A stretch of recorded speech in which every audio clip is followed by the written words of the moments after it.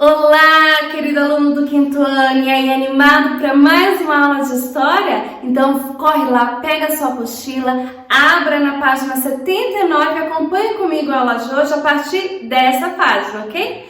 Mas antes de nós iniciarmos no conteúdo da página em si, eu quero que você reflita comigo numa seguinte situação. Imagina que você está lá na escola, com a sua turma, num dia assim bem quente, com muito calor. E você e a sua turma então saíram para o intervalo, brincaram, jogaram, conversaram. E quando voltaram para a sala de aula, então vocês estavam daquele jeito, né? Com muito calor, todos suados. E o representante da turma, então, escolhido pela própria turma, vira para vocês e diz o seguinte: olha, eu não gosto de ar-condicionado, então o ar não será ligado e somente as janelas ficarão abertas. E aí, ao questionar o representante da turma, ele diz: ué, eu sou representante da turma, então é assim que vai ser e vai ser assim porque eu quero. E ponto final. E aí, como será que você iria reagir? Como será que a turma iria reagir? Será que vocês iriam aceitar de uma maneira fácil? Agora vamos pensar numa segunda situação. Imagina que vocês voltam para a sala de aula nessa mesma situação, com bastante calor, bem suados, e o representante da turma vira para vocês e diz assim: olha, particularmente eu não gosto de ar ligado. Eu preferiria que as janelas ficassem abertas somente. Mas eu quero ver com vocês. O que vocês preferem? Que o ar fique ligado ou que as janelas fiquem abertas? Então, de uma forma quase unânime, a turma vota para que o ar seja ligado. E o ar, então, é ligado, as janelas são fechadas e o representante da classe, então, aceita a situação numa boa e todos ficam satisfeitos. Agora eu quero lhe fazer uma pergunta. Em qual dessas duas situações foi exercida a democracia? Na primeira situação, onde somente a vontade do líder foi satisfeita, ou na segunda situação, onde houve a participação de toda a turma?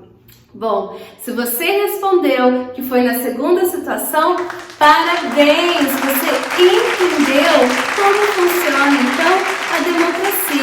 A palavra democracia, ela vem então de uma raiz grega. Ela tem a sua origem no grego, que é a democratia, que é composta pela palavra demos, que significa povo, e kratos, que significa poder. Então, um governo que tem a democracia, a população, o povo, eles participam das leis, eles participam da escolha dos seus governantes. Agora vamos lá para a nossa página 79. E aí você vai pensar, bom, o que será que esse conceito tem a ver com o que nós iremos estudar? Pelo seguinte, na página 79, nós temos aqui o título Regimes Autoritários. E nós vamos ver que após a Revolução Francesa, surgiram aí os governos republicanos, democráticos, mas ao mesmo tempo também surgiram governos não democráticos, que foram conceituados como autoritários ou ditatoriais. E nós temos então, como exemplo, o fascismo, que surgiu na Itália em 1922 e foi liderado por Benito Mussolini. E com esse exemplo então da Itália, outros países da Europa seguiram o exemplo deste governo. E os regimes e governos ditatoriais e autoritários do século XX trouxeram consequências negativas para a democracia em todo o mundo. A Itália fascista e a Alemanha nazista são exemplos históricos de totalitarismo e desrespeito à dignidade humana. Em ambos os casos, havia estratégias de controle e manipulação violenta da sociedade em favor da submissão dos cidadãos ao governo, o que demonstra a desigualdade social que reinava e o enorme desequilíbrio de forças entre os indivíduos e as organizações políticas. Bom, na página 79, então, vocês puderam ali pesquisar a diferença entre autoridade e autoritário, né? Então vocês perceberam o seguinte, que uma pessoa que lidera com autoridade, ela tem as pessoas perto dela pelo respeito, pela admiração. Já a pessoa que lidera de uma forma autoritária, ela tem as pessoas por perto dela pela força, né? E pelo medo. Então essas seriam as diferenças entre autoridade e autoritário.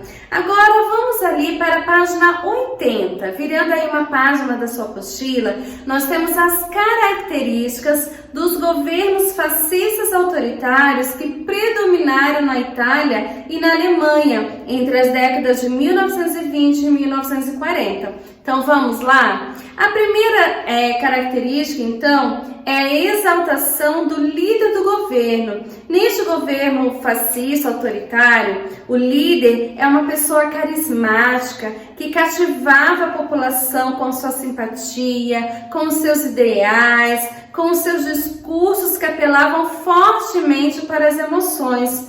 Nisso era reforçada a ideia de que ele era o único capaz de resolver os problemas da nação e guiar o povo rumo a uma vida melhor. Agora vamos lá para a segunda característica. No governo fascista, há o domínio da mídia. O que isso significa? Significa que os políticos no poder controlavam os meios de comunicação de massa para garantir que se manteriam no governo. Por meio dos programas de rádio, da propaganda feita em jornais e revistas, eles divulgavam suas ideias e incentivavam a população a apoiar a liderança do país. Havia fiscalização e censura, a fim de filtrar as informações divulgadas em jornais e em materiais e programas culturais.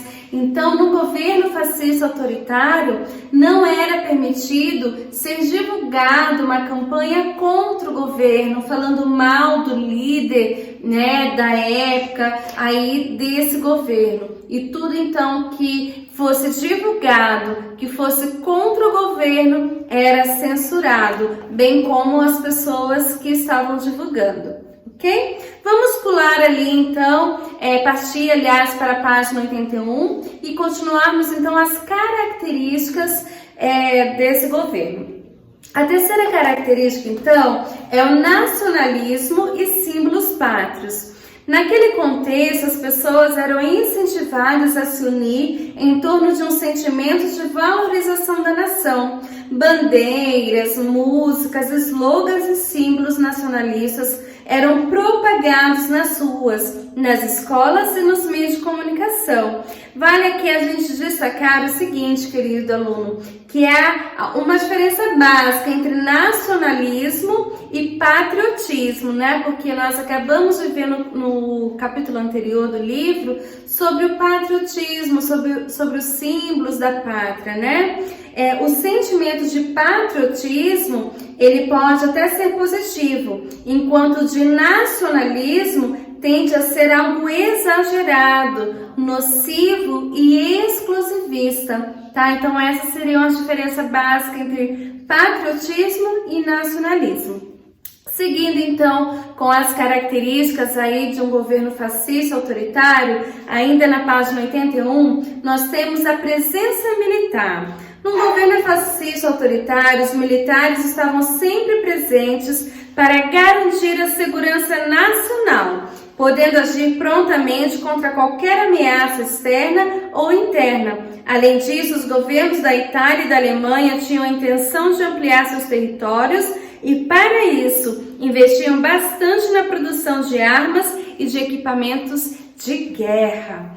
E indo então para a última característica de um governo fascista autoritário, ainda na página 81 nós temos a violação do direito à vida e à liberdade. Os indivíduos classificados como inimigos da nação podiam ter seus bens confiscados e eram punidos com prisão ou morte.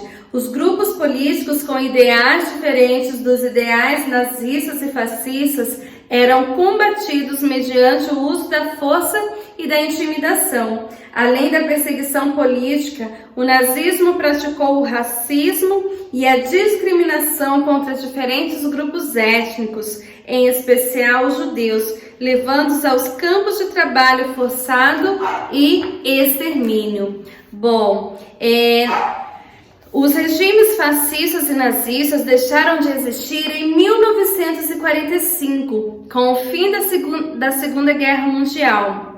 Conforme nós estudamos no bimestre anterior, nós vimos que a criação da ONU e a Declaração Universal dos Direitos Humanos foram uma reação aos crimes contra a humanidade cometidos com o apoio e protagonismo desses regimes autoritários, os quais a comunidade internacional reprovou de modo contundente. Para que não se repitam, é importante valorizar como uma conquista histórica os direitos e as liberdades sociais hoje garantidos nos países livres e democráticos. Bom, querido aluno, agora, ao você estudar então as características de um governo fascista autoritário, ao você relembrar o conceito do que é a democracia, de como a democracia é exercida na população, você vai ler novamente aí os textos das páginas 80 e 81 e vai realizar a atividade da página 82, tá ok? Nessa atividade você vai preencher a tabela e seguir comparando as características do nazifascismo com as da democracia. E no próximo vídeo, então, você vai poder acompanhar a correção da atividade da página 82. Nos vemos, então, na próxima aula. Até mais!